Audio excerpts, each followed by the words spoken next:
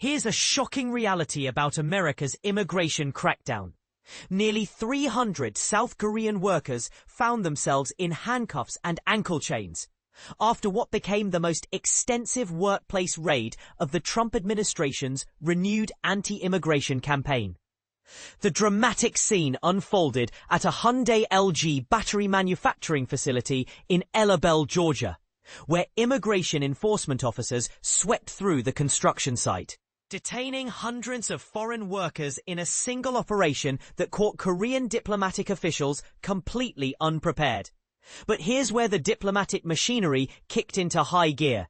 Seoul's government moved swiftly to negotiate their citizens' freedom, with Presidential Chief of Staff Kang Hoon-sik announcing Sunday that discussions with American authorities had reached a successful conclusion. Our rapid and coordinated diplomatic efforts have yielded results, Kang explained during his statement.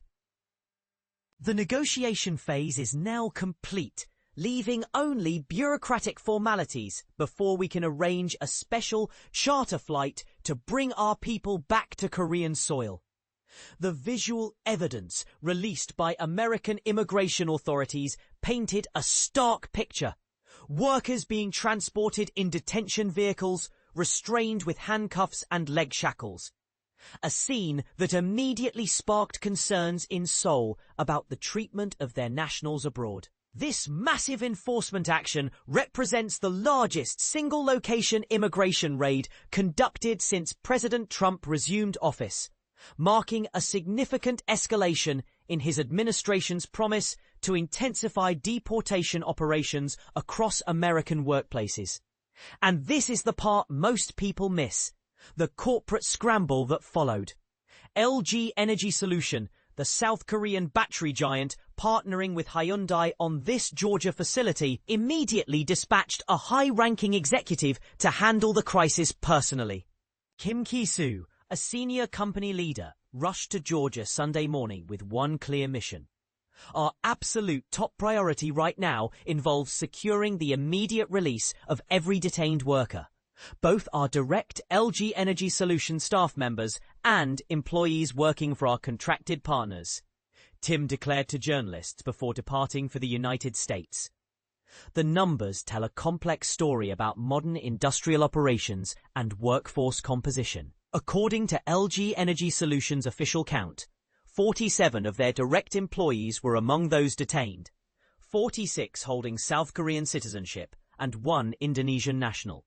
However, the situation extends far beyond the company's immediate workforce. Approximately 250 additional workers caught in the sweep were employed through various contracting firms working on the massive battery plant construction project. The vast majority of these contractor employees also held South Korean citizenship, highlighting how international labor has become integral to major American manufacturing projects. But here's where it gets controversial. Should American companies face consequences when their contractors employ workers with questionable immigration status? And what does this say about the complexity of modern global supply chains, where Korean companies build facilities in American towns using international workforces? The Bell operation raises uncomfortable questions about corporate responsibility, immigration enforcement priorities, and the economic realities of large-scale industrial construction. When multinational corporations establish manufacturing facilities in the United States, who bears responsibility for ensuring every worker in the supply chain possesses proper documentation? Some might argue that companies like Hyundai and LG should implement stricter verification processes for all contractor employees. Others contend that immigration enforcement shouldn't disrupt legitimate business operations and international partnerships that bring jobs and investment to American communities. What's your take on this situation? Should corporations face stricter accountability for their contractors' hiring practices? Or does this raid represent government overreach that could harm international business relationships and economic development? The answer might depend on whether you prioritize immigration enforcement or economic growth, and that's exactly the kind of debate that makes this story so significant. Share your thoughts. Do you believe this type of workplace enforcement strengthens America's immigration system? Or does it create unnecessary complications for legitimate international business operations?